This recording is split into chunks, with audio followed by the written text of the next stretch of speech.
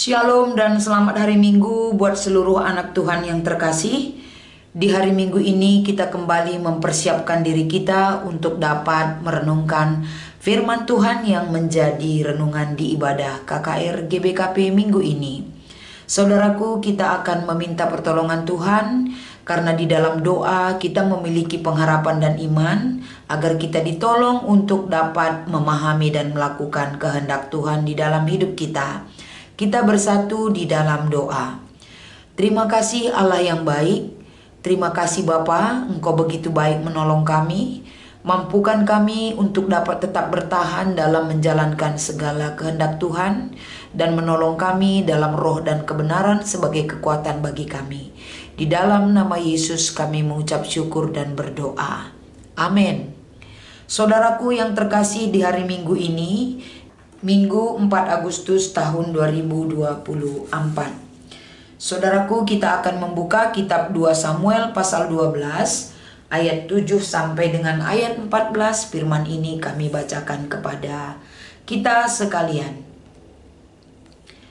Kemudian kata Natan kepada Daud, "Engkaulah orang itu, begini firman Tuhan Allah Israel, Akulah yang mengurapi engkau menjadi raja atas Israel, dan akulah yang melepaskan engkau dari tangan Saul. Aku telah memberikan seisi rumah tuanmu kepadamu, dan istri-istri tuanmu ke pangkuanmu. Aku telah memberikan kepadamu kaum Israel dan Yehuda. Seandainya itu belum cukup, akan ku tambah lebih banyak lagi bagimu. Mengapa engkau menghina Tuhan dengan melakukan apa yang jahat di matanya? Uria orang Het itu kau tewaskan dengan pedang, istrinya kau ambil menjadi istrimu, dan dia sendiri kau bunuh dengan pedang Bani Amon. Oleh sebab itu pedang tidak akan menyingkir dari keturunanmu sampai selamanya, karena engkau telah menghina aku dengan mengambil istri Uria orang Het itu dan menjadikannya istrimu. Beginilah firman Tuhan, aku akan mendatangkan malapetaka ke atasmu dari keluargamu sendiri. Aku akan mengambil istri-istrimu di depan matamu dan memberikannya kepada orang lain. Ia akan tidur dengan istri-istrimu di terang matahari. Sebab engkau telah melakukan sembunyi-sembunyi, tetapi aku akan melakukan hal itu di depan seluruh Israel di terang matahari." Lalu berkatalah Daud kepada Natan, "Aku sudah berdosa kepada Tuhan." Kata Natan kepada Daud, "Tuhan telah menyingkirkan dosamu, engkau tidak akan mati. Walaupun demikian, karena engkau benar-benar menista Tuhan dengan perbuatan itu, pastilah anak yang lahir bagimu itu akan mati." Demikian pembacaan firman Tuhan di hari Minggu ini. Dan yang menjadi ayat hafalan di hari Minggu ini dari kitab Ibrani pasal 3 ayat 13. "Tetapi nasihatilah seorang akan yang lain setiap hari, selama masih dapat dikatakan hari ini, supaya jangan ada di antara kamu yang menjadi tegar hatinya karena tipu daya dosa." Ibrani 3 ayat 13. Dan yang menjadi bacaan di hari Minggu ini untuk remaja, Matius 18 ayat 15 sampai dengan ayat 20. Yang menjadi tema di hari Minggu ini, saudaraku, adalah memberi nasihat. Shalom dan damai sejahtera dan selamat hari Minggu bagi semua anak-anak Tuhan yang terkasih dimanapun kita berada. Kita sebagai manusia biasa, kita sebagai manusia yang tidak luput dari dosa, kita selalu butuh keberadaan dan kehadiran orang lain untuk mengingatkan kita, agar ketika kita diingatkan akan kekurangan dan dosa kita, ada pintu maaf dan pintu pertobatan yang Tuhan berikan bagi kita di dalam hidup kita. Saudaraku, kalau kita melihat ayat hafalan di hari Minggu ini dari kitab Ibrani pasal 3 ayat 13, yaitu menasehatkan seorang akan yang lain setiap hari. Artinya kita butuh dinasehati setiap hari. Apalagi nasihat itu adalah salah satu membangun karakter, jiwa, dan spiritualitas kita menjadi lebih baik lagi di hadapan Tuhan. Kesempatan itu adalah dipakai untuk dapat membenahi diri setiap hari, agar hati kita, pikiran kita, dan segala kehidupan kita tidak ditipu oleh dosa, tapi dikuasai oleh karunia dan kasih Tuhan yang menyertai. Begitu juga di dalam kitab 2 Samuel pasal 12 ayat 7 sampai dengan ayat 14. Bagaimana Nathan sebagai seorang yang memberikan nasihat kepada Daud atas apa yang dilakukan oleh Daud di dalam kepemimpinannya, melakukan tindakan-tindakan berdosa, yaitu mengambil istri Uria, yaitu Batsheba, dan memperlakukan Uria sebagai satu hal umpan yang dilakukan oleh Daud agar Uria bisa lenyap dari kehidupannya, sehingga dia berkehendak mengambil istri Uria yaitu Batsheba dan memperistrikannya. Semua itu dilihat oleh Nathan sebagai perbuatan keji, sebagai perbuatan menghina Tuhan. Sehingga di dalam hal ini Nathan memperingatkan Daud agar Daud memiliki kerinduan untuk bertobat. Pertobatan itu sangat penting, saudaraku. Karena kita hidup di dalam dunia ini, terkadang kita dikuasai oleh keinginan hati kita, hati yang jauh dari Tuhan, penglihatan mata kita yang membuat kita jauh dari kehendak Tuhan. Dalam kesempatan inilah kita membawa dan mengingatkan adik-adik kita, ketika sumber dosa itu dari mata dan hati mereka, hendaklah mereka ditegur oleh kebenaran firman Tuhan. Hendaklah mereka dibimbing agar mereka memiliki sikap hidup yang rindu akan lawatan dan kuasa Tuhan yang menolong mereka senantiasa.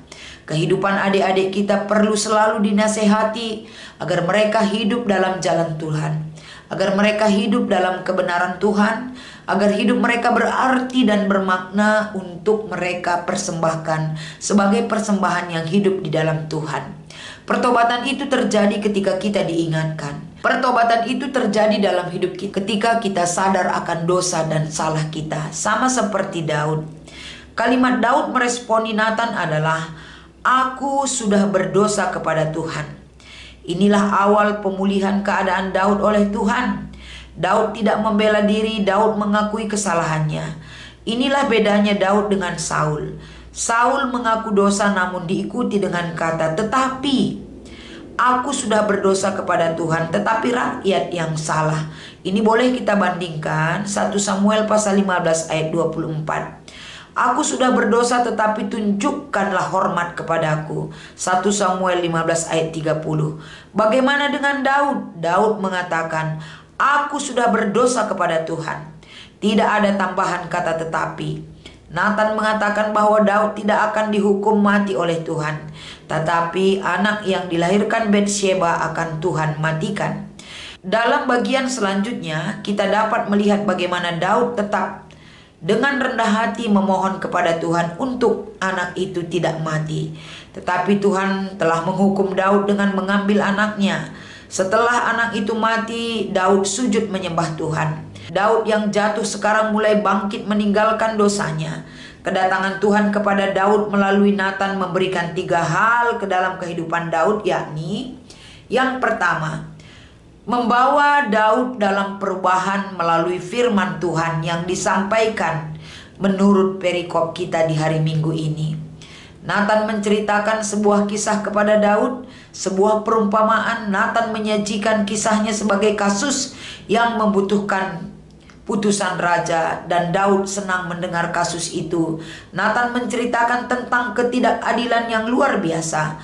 Ada 2 orang tinggal di satu kota, satu kaya yang lain miskin. Orang kaya itu punya banyak kawanan domba. Orang malang itu tidak memiliki apa-apa selain seekor domba betina kecil yang telah disembelihnya. Anak domba itu memakan makanan orang miskin, minum dari cawannya, dan berbaring di pangkuannya. Orang malang itu mencintai domba kecil betina miliknya. Seorang musafir tiba di rumah orang kaya itu. Orang kaya itu menyambut pengelana itu dan ingin mengadakan pesta.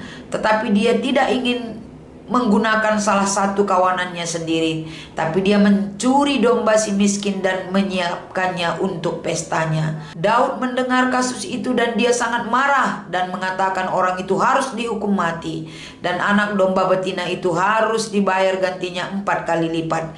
Karena ia telah melakukan hal itu, karena ia tidak mengenal belas kasihan. Apa yang dikatakan Daud sesuai dengan hukuman, mengembalikan 4 kali lipat. Tetapi tidak hukuman mati. Daud seorang yang telah berdosa berzina dan membunuh orang lain, tidak sadar bahwa dia lebih kejam dari itu. Kemudian Nabi Nathan mengatakan, engkau orang itu, ayat 7. Daud sadar dosanya. Seketika Daud sadar, lalu berkatalah Daud kepada Nathan, aku sudah berdosa kepada Tuhan, ayat 13. Setelah lebih dari 9 bulan Daud diam dan menutupi dosanya. Sekarang dia mengakui dosanya kepada Tuhan. Pengakuan dosa itu penting, saudaraku, sehingga pengakuan dosa itu akan memberikan kesempatan bagi kita untuk pertobatan dalam anugerah Tuhan. Dan yang kedua yang terlihat dari kehidupan Daud dari nasihat Nathan adalah Daud membawa ketertiban disiplin, yaitu dia menunjukkan disiplin hidupnya sebagai orang yang sudah bertobat. Daud berdosa dengan pedang dan sekarang dia hidup dengan pedang. Daud mengambil istri orang, maka hal yang sama terjadi padanya. Pengalaman itu akan mendisiplinkan Daud di dalam ataupun di hadapan Tuhan. Disiplin Tuhan dalam kehidupan Daud adalah tanda pasti bahwa Tuhan masih memiliki pekerjaan yang harus dia lakukan. Tuhan tidak pernah meninggalkan anak-anaknya dalam dosa mereka. Tuhan memulihkan Daud bukan hanya sekedar memaafkan, tetapi membersihkan Daud dari dosa-dosa itu sehingga dia membenci apa yang dulu dia cintai. Daud disiplin untuk menertibkan dirinya, berserah dan hidup di dalam Tuhan. Ketiga yaitu memberikan pengharapan kepada Daud. Walaupun begitu besar dosa yang dilakukan oleh Daud, tapi Daud masih memiliki pengharapan, yaitu pemulihan. Dia memiliki rekonsiliasi dengan Tuhan dalam kesempatan hidupnya. Dia meninggalkan segala dosa-dosa dan berbalik kepada Tuhan. Saudaraku, nasihat itu membawa satu pertobatan besar bagi Daud. Bagaimana ketika pertobatan itu kita tunjukkan, kita bandingkan dengan Matius 18 ayat 5-20. Nasihat hidup dalam kasih adalah nasihat di mana kita dinasehati agar kita mengingat bagaimana perbuatan kasih Allah melalui Kristus Yesus, agar kita menggunakan cara kasih Kristus itu menasehati secara pribadi hidup kita, agar kita menjadi saksi dalam kehidupan, membawa perubahan bagi jiwa-jiwa dimanapun kita berada. Saudaraku, nasihatilah akan yang satu dengan yang lain. Nasihati dalam kasih akan membuat kita hidup bertobat dan semakin baik adanya di hadapan Tuhan.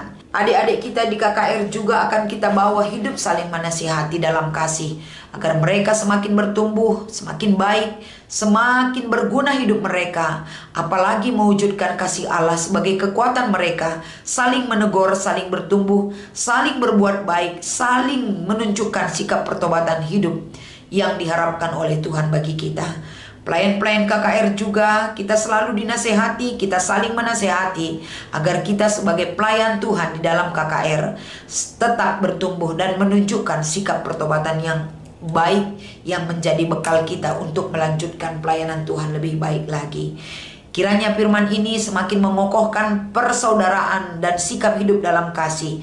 Semua kita diberkati Tuhan, baik dalam melayani dan menyampaikan kebenaran firman ini.